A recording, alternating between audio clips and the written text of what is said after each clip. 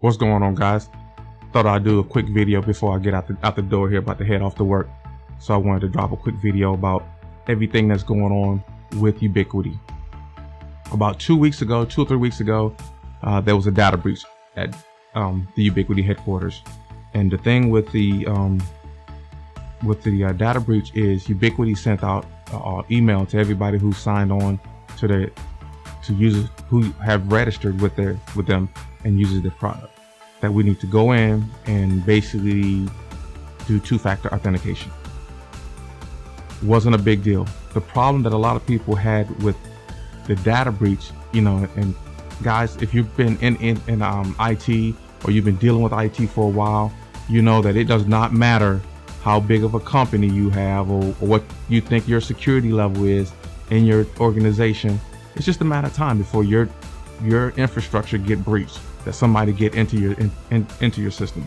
Some of the biggest companies have been breached, and I don't think that the fact that Ubiquiti got breached was the issue. I think the issue was the fact that how Ubiquiti handled it. A lot of people thought Ubiquiti should have been a lot more forthcoming with information, that they were basically holding back something. They were not giving their customers all the information that they need to protect themselves. There's really, guys, when you think about it, there's really two ways to handle this situation. The first way is you can be as transparent as you want to, but you don't want to let out all the demons of your company, everything that's going on behind the scenes. Also, you can just not say anything. Take the millennial route. Don't say anything. Don't reply. Don't do anything. So Ubiquiti took like a hybrid situation where they said something, but they didn't say much. So people were like, well, they should have been more forthcoming. They should put out more information. But you don't want to sound, like I say, you don't want to be too transparent to the fact that you sound weak or that you don't have control of what's going on. So I'm not saying the way that they handled it was the right way or the wrong way. I'm hoping and I believe that they internally decided that was the best way to handle it. I don't know. Well, over the last couple weeks, guys, the second thing is there've been a number of updates coming through the Ubiquiti controller. I mean, they've been pumping out updates, and like I said, I've been with Ubiquiti now, I want to say probably 5-6 years. So a little disclaimer, and I don't know if I put this in the beginning of the video, because this is like my second or third take on this thing, guys. A little disclaimer: I am an investor in Unifi Products. I love their products so much that I decided that I was going to invest some of my hard-earned money into their company. So that being said, that's out of the way. There've been a lot of updates coming, and if you've been on the system for a while, you know that the updates usually come, I would say, probably once or twice a year, maybe 3 times a year. But lately I've gotten like 3 updates in like the last, I want to say, month and a half, fixing bugs, security vulnerabilities, all kind of stuff going on.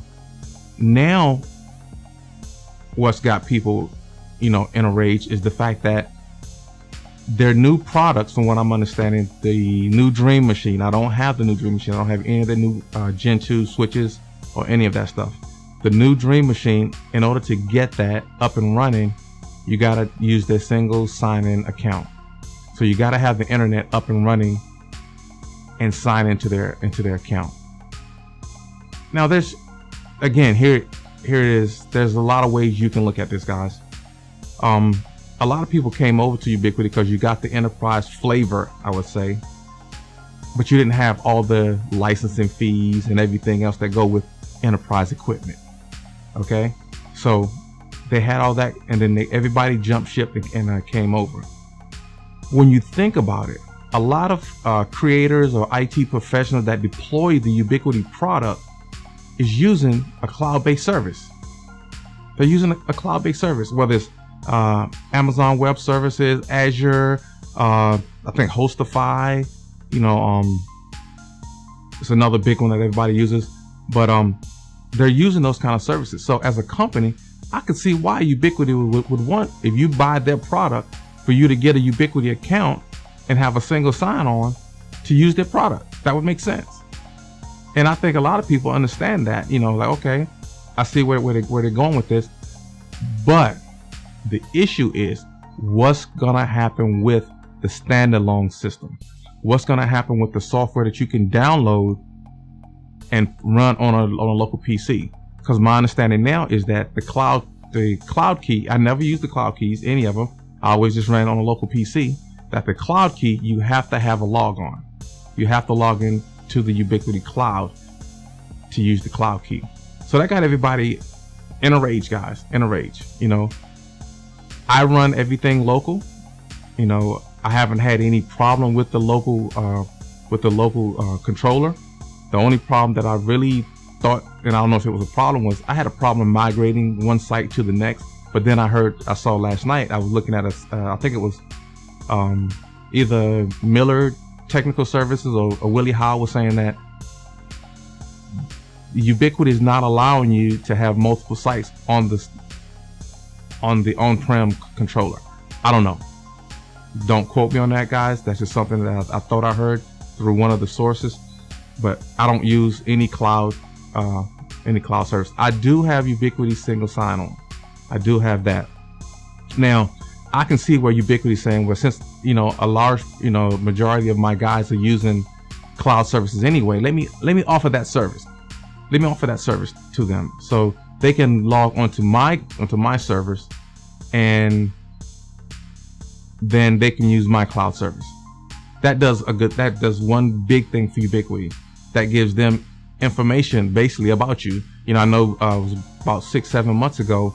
The issue was, well, Ubiquiti is collecting data on you. They're collecting, and you had the option to opt out. You believe what you want to believe. If a company is asking me, can they collect data? They're probably already collecting data on me, and he's probably, Ubiquiti's probably already collecting some kind of data on us, for whatever reason. But I'm pretty sure they collected the data, like this percentage of the people that's logged on are using cloud-based services. So they want to get into that, guys. I mean, that makes sense. I would want to get into it too if I was a business owner. Ever since I've been a customer of Ubiquiti, I would say that I have not paid 1 brown cent for software. Where does that software come from? Who pays for that software? I think there's, one of the creators said there was a rise in prices. Again, I bought Ubiquiti because I got that enterprise flavor for a small price, and I was not tied to any kind of licensing fees. Do I think Ubiquiti have the best product out there? Probably not. I'm not an IT guy, guys. I'm just a prosumer who like to tinker with computer stuff. So do I think they have the best product? I don't know. I'm gonna have to ask one of my IT professionals. If you're in the IT field, drop that down in the comments. Tell me what you think the best product is. But at the same time, guys, Ubiquiti is they're in a pinch now, because depending on what happens with that on-prem controller is going to make a decision whether people are going to jump ship. People are already talking about jumping ship. I run the Edge router series for my routing, and I run the Unifi product for my switching. So I'm not that deep into the unified system, but I do have a couple $1,000s tied up in Ubiquiti product in my home. So my question is, what do you think? Do you think the on-prem controller is going to go away? Because if that on-prem controller goes away, I believe that people will jump ship. I already hear people saying, well, what's the alternative to Ubiquiti? And like, I think it was Lawrence said that, you're gonna get, the market is gonna get flooded with little companies or companies just dropping beta things that they have in beta that's not ready yet. They're gonna start dropping them on the market because they see that vulnerability in the Ubiquiti line. So it's gonna be interesting, guys. Are we gonna, like I said, is that on-prem controller gonna go away? Or if it's not gonna be as full featured as it was before, is it gonna take the unified video route? I know a lot of people were hot about the unified video route. I was like, I'm talking seconds, guys, from tying my house up with unified video. And then they came out with Unifi Protect. So I thought they were going to run a hand in hand unified video and Unifi Protect, and then unified video goes away. If they do that with the controller, I'm a true believer that there will be a lot of people jump ship. So guys, that's my 2 cents on what's going on with Ubiquiti right now, and how I think they probably gonna move, or the way that they probably shouldn't move. You know, I think they need to be more. I do think they need to be open with their customers and saying this is where we're gonna move in the future. I kind of support the cloud thing, but I also support the fact that you should have an option, kind of like Microsoft, and like, I don't want to use a Microsoft account, so that don't mean you can't use Windows.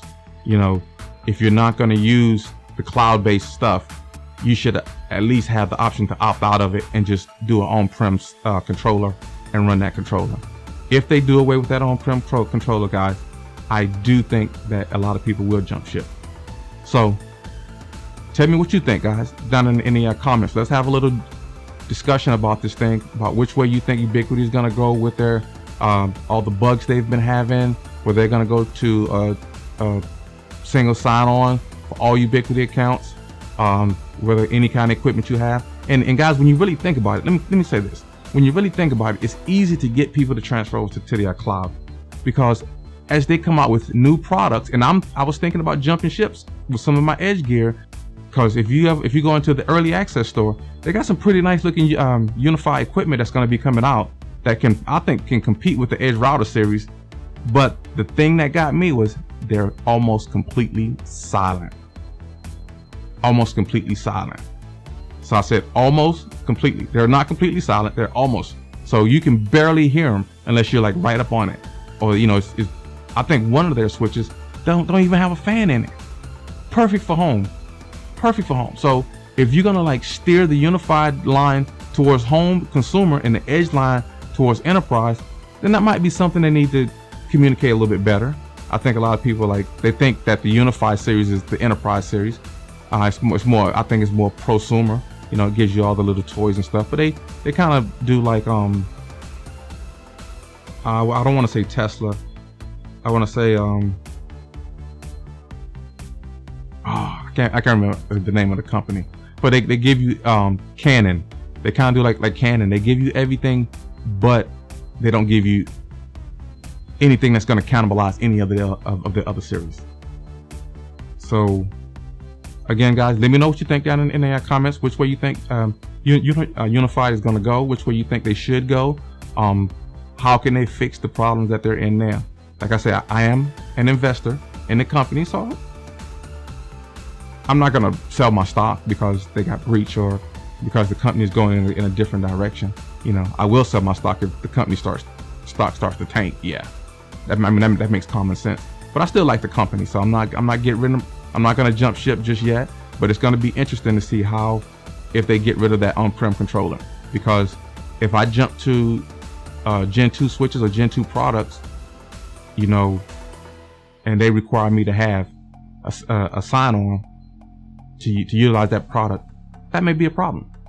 That may be a problem. I may not want to use that sign-on, so that may be a problem. So leave some comments down there in the comment section, guys. Let me know what you think, and I'm gonna get out here and get to work. All right, you have a good day now. Bye.